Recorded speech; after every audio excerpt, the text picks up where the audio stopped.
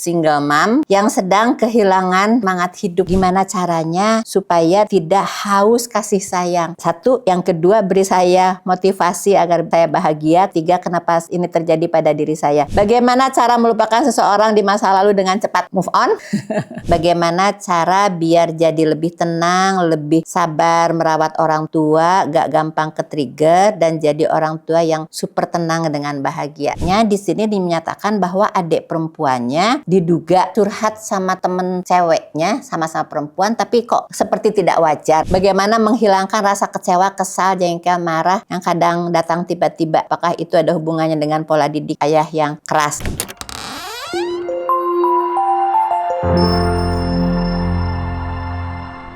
Ini pertanyaan datang dari Bandung. Seorang istri yang punya anak 2, single mom, yang sedang kehilangan semangat hidup. Harus bisa percaya Allah. Bismillah, Allah itu tidak akan pernah salah memilih pundak yang akan menanggung masalah. Dengan cobaan seperti ini, Allah pilih menjadi pundak yang memikulnya. Pasti Allah sudah siapkan. Allah sudah percaya bahwa Teteh mampu. Sekarang tinggal kita maksimal ikhtiar.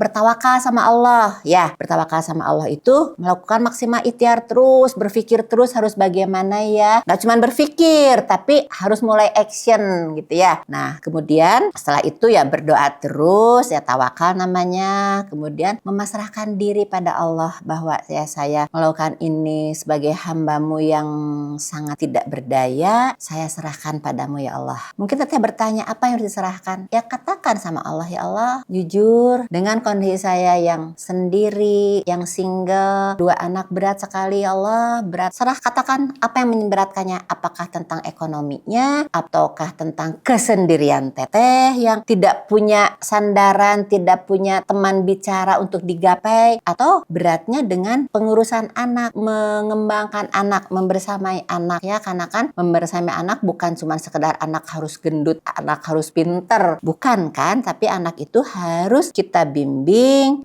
sesuai dengan harapan Allah menjadi anak soleh dan soleha yang mulai ditanamkan pada anak bahwa semua hidup ini niatnya harus Allah, harus selalu dengan bismillah, berikan pujian secukupnya ketika ada perubahan kecil apapun. Kalau dia tidak tepat bukan salah ya, karena anak tuh nggak pernah salah kalau hemat saya, tapi tidak tepat, belum sesuai dengan yang seharusnya, ingatkan, beritahu bahwa ini belum tepat nak, coba kamu harusnya seperti ini ya, gitu kan, dengan lemah lembut ya, supaya anak melakukan perubahan atas ketidakpatan itu. Karena sekali lagi bukan tentang saklek salah benar ya, kan proses belajar. Tolong hargai ketika ada perubahan, ketika ada kurang tepat kan. Ingatkan bahwa belum tepat dan beritahu bahwa seharusnya seperti apa. 3 langkah yang harus dilakukan ya. Bismillah, semoga Allah memampukan Teteh, semoga Allah menguatkan Teteh, semoga Allah memudahkan semua urusan Teteh. Tugas kita maksimal ikhtiar Teh ya, dan yakin sama Allah ini yang terjadi yang terbaik dari Allah. Oke? Ada pertanyaan dari Aceh Singkil. Mbak ini yang umur 23 tahun ini yang merasa kurang mendapatkan perhatian dan kasih sayang dari orang tuanya. Gimana caranya supaya tidak haus kasih sayang? Satu, yang kedua, beri saya motivasi agar saya bahagia. Tiga, kenapa ini terjadi pada diri saya? Ya betul. Individu anak yang dalam proses hidupnya kurang mendapatkan kasih sayang, namanya kan kasih sayang itu sebuah kebutuhan ya. Jadi kalau kurang tentu akan ada yang kosong di ruangnya, atau disebut juga kemiskinan, lack of gitu ya, kasih sayang. Dan ya dinamikanya ketika kosong, ketika kurang, ketika mengalami kemiskinan, maka akan punya kebutuhan yang lebih daripada orang lain yang dalam hidupnya memiliki mendapatkan kesempatan kasih sayang yang cukup banyak. Alhamdulillah Teteh menyadari bahwa dengan kurangnya kasih sayang dari orang tua, Teteh menjadi individu yang haus kasih sayang. Teh, bukan saya soalim ya, kasih sayang yang paling luar biasa itu dari Allah kan ya. Tapi memang kita butuh perantara Allah, butuh manusia yang juga mengasihi dan menyayangi kita. Kalau gitu pada siapa? Coba Teteh di sekitar Teteh mungkin ada orang-orang yang cukup Teteh kenal, dekat, cukup Teteh percaya. Kalau orang tua kurang, apakah ke nenek ataukah uak, ke kakaknya orang tua atau ke tante gitu kan? Atau kadang-kadang mungkin ada guru ngaji. Pokoknya sosok-sosok pengganti ayah, pengganti ibu yang memang kompeten dalam dalam arti bukan sekedar mencurahkan kasih sayang, tapi mereka adalah yang paham bahwa memberikan kasih sayangnya karena Allah. Jangan sampai seperti yang terjadi sekarang, banyak grooming gitu ya. Nah, memberikan ketulusan seperti tulus kasih sayang, tapi di belakangnya ada niatnya tertentu, memperdaya dalam bentuk apapun itu. Jadi teteh boleh cari sosok yang bisa memberikan kasih sayang dengan tulus, lillah karena Allah. Semoga teteh mendapatkannya, dan semoga teteh bisa cukup nyaman dengan mereka, berpegang sama Allah. Itu langsung jawaban memotivasi juga ya. Dan sebetulnya kalau pertanyaan kenapa saya harus begini, nggak mesti ya. Pokoknya yang saya tahu bahwa Allah itu akan memilih pundak orang yang diberi masalah itu kemampuan. Percaya teh. Jadi Allah membuat terjadi ini pada teteh karena Allah tahu teteh akan kuat bersama Allah. Yakin sama Allah. Oke? Pertanyaan berikutnya. Bagaimana cara melupakan seseorang di masa lalu dengan cepat? Move on? Mau move on ya? Harus move on. Caranya gimana? Satu, takdir karena Allah. Dia pergi dari kita, pasti Allah Maha tahu. Dia bukan yang terbaik. Yang ketiga, Allah memberi kesempatan pada dirimu, pembelajaran bagaimana seharusnya menjalankan hidup. Ya. Karena biasanya orang yang susah move on itu orang yang sudah terlanjur menyandarkan diri, terlanjur menggantungkan diri pada seseorang yang sedang dekat saat itu. Dan mungkin agak sedikit menggeser kebergantungannya pada Allah. Sehingga ketika seseorang ini pergi, menjadi terpuruk, menjadi sulit move on. Padahal sekali lagi, kalau kita paham bahwa seseorang yang pergi dari kita tentu bukan yang terbaik untuk kita. Artinya akan ada orang lain yang lebih baik dari dia, gitu kan. Kemudian ambil hikmah pembelajaran. Jangan lupa ada doanya. Allahumma azirni fi musibati wa qulufli minha, bahwa semua kejadian itu pasti ada hikmahnya. Hikmah apa yang bisa saya ambil dari perginya seseorang dari saya, dan setelah itu saya tahu poin-poin yang kurang tepat, maka menjalani hidup yang sekarang, poin-poin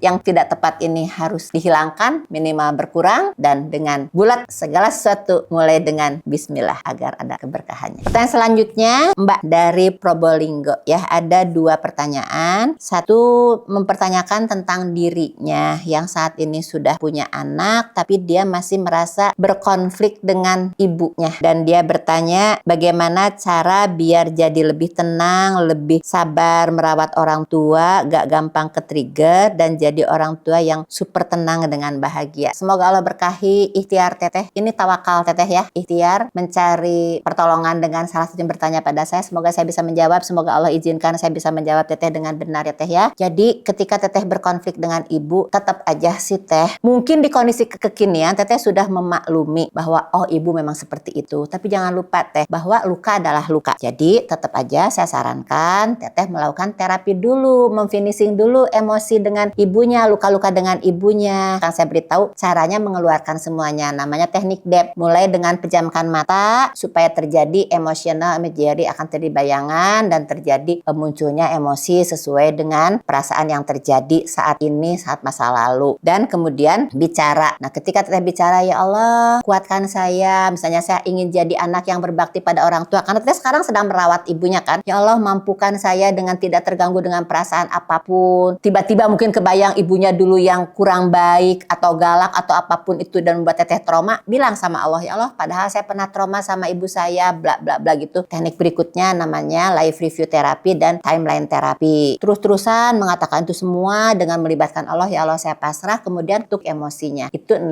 teknik terapi yang dibungkus jadi satu menjadi DEP. Lakukan sendiri teh, kalau bisa paling tidak sehari 2 kali, kalau bisa juga habis sholat lakukannya ya. Kalau teh caranya seperti barusan saya contohkan, kalau mau lebih jelas lihat di bukunya, ada Menggapai Hidup Bahagia dengan DEP terapi ya. Jadi selesaikan dulu dengan luka masa lalu dengan orang tua, bismillah, supaya habis, dan kemudian teteh menjadi lebih tenang, lebih bahagia, sehingga mengasuh anak juga lebih tenang, teteh tidak menularkan luka pada anaknya. Pertanyaan berikutnya di sini dinyatakan bahwa adik perempuannya diduga curhat sama temen ceweknya, sama-sama perempuan, tapi kok seperti tidak wajar. Mungkin teteh ada kekhawatiran penyuka sesama jenis ya teh ya. Pertanyaannya, apakah bisa oleh keluarga atau harus kepada ahli? Kalau untuk masalah ini jujur teh agak sulit, tapi bismillah, teteh dekati dengan lembut, teteh peluk. Kalau dengar dari pertanyaan teteh pertama bahwa teteh punya masalah dengan ibunya, jangan-jangan adik teteh yang perempuan juga mengalami menyukai sama jenis ini karena ada luka dengan ibu ya. Jangan-jangan seperti itu. Jadi coba teteh tanya, teteh peluk, kenapa dia seperti itu. Syukur-syukur bisa selesai teh. Artinya saya akan minta tolong teteh untuk menggantikan peran ibumu yang mungkin kurang tepat pada adikmu. Semoga itu bisa berhasil teh gitu kan. Ya kalau itu tidak berhasil ya terpaksa harus ke ahli karena itu dinamikanya agak rumit teh ya. Ini ada pertanyaan dari Soreang. Bagaimana menghilangkan rasa kecewa, kesal, jengkel, marah yang kadang datang tiba-tiba? Apakah itu ada hubungannya dengan pola didik ayah yang keras? Mungkin iya, sebagiannya dari kondisi itu, dari masa lalu teteh yang mendapat pengasuhan, pendampingan dari ayah yang keras ya. Bisa saja efek pengasuhan yang keras itu kan menjadikan anak tidak cukup punya kesempatan mengembangkan diri karena kurang bisa bertanya, ketika menjawab pun mungkin tetap kurang diterima, dipersalahkan, jadi tertahan semuanya. Efeknya tentu saja ketika bertemu dengan individu-individu lain di luar sana di masa kinian yang mirip-mirip dengan karakter ayahnya, misalnya galak, tegas, keras suaranya gitu kan, teteh akan ke-trigger. Sekali lagi itu mungkin ya, dan itu harus di finishing, artinya teteh kan punya trauma dengan pola asuh ayahnya. Jadi finishing sampai habis dengan teknik DEP tadi. Pejamkan mata, angkat tangan, pejamkan mata. Ya Allah, saya ke-trigger ini. Saat ini saya ke-trigger oleh gini. Saya nggak suka, saya marah dan sebagainya. Ayah saya gini. Nah, udah mulai tuh surrender, spiritual, pejamkan mata, emotional imagery, dan kemudian gali semuanya, live review terapi dan timeline terapi. Lakukan terus untuk masalah pengasuhan dengan ayah yang keras. Teknik itu pun namanya teknik DEP pun bisa dilakukan untuk menangani pertanyaan kedua. Bagaimana nih mertua yang memperlakukan suami dengan berbeda dibanding dengan saudara-saudara suami yang lain. Mungkin di sini teteh merasakan tidak nyaman ya, suaminya diperlakukan berbeda oleh orang tuanya dibanding dengan saudara-saudara suami. Itu juga bisa mengenai kita. Tapi tekniknya sama aja teh, mewakili gitu ya. Kan jadi, ya Allah aku tuh kesel, kenapa sih mertua itu kok memperlakukan suami saya tuh berbeda gini, sementara sama saudaranya gini. Keluarin semuanya. Bismillah, kalau habis teteh tenang. Jadi untuk masalah apapun tetap kita kembali kepada aturannya, kitanya dulu harus tenang. Kitanya harus dari plong semua masalahnya, tenang perasaannya, maka pikirannya akan tenang, sikapnya akan tenang karena memiliki persepsi yang kemudian berbeda terhadap hidup ini ya. Kalau sudah gitu, ya udah semuanya menjadi tidak rumit gitu kan, karena menjadi lebih mudah menyerahkannya pada Allah, lebih mudah menangkap, memahami, menerima bahwa semua yang terjadi adalah kehendaknya. Jangan lupa like, komen, dan subscribe. Oke.